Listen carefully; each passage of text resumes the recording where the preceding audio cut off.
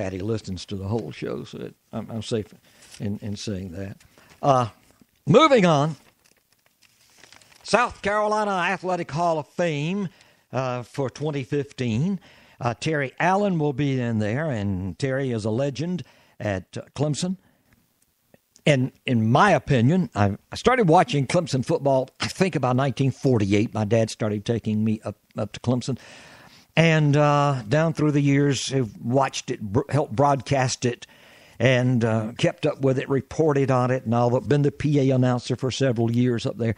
And so Terry Allen, to me, is the best I ever saw. Football was so much different back in the 40s and 50s and 60s. It's different.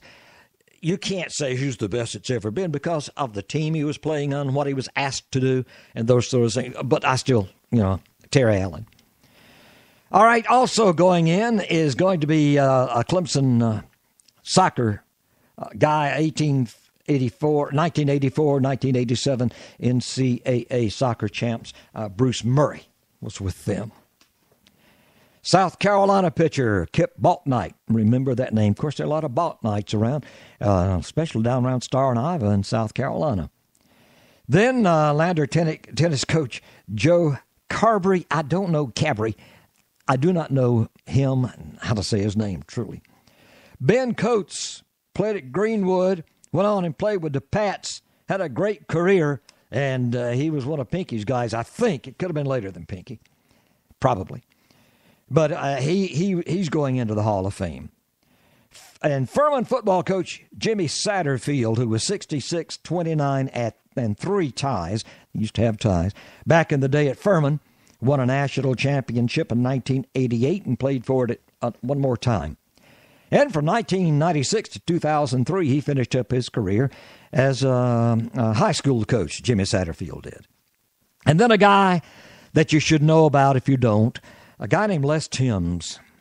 Les was one of the great sports writers and sports editors in the day when it really counted, when Dan Foster was over at the Greenville News. Les was with the Spartanburg Herald Journal, and just captivating in the way they reported. Both of them did.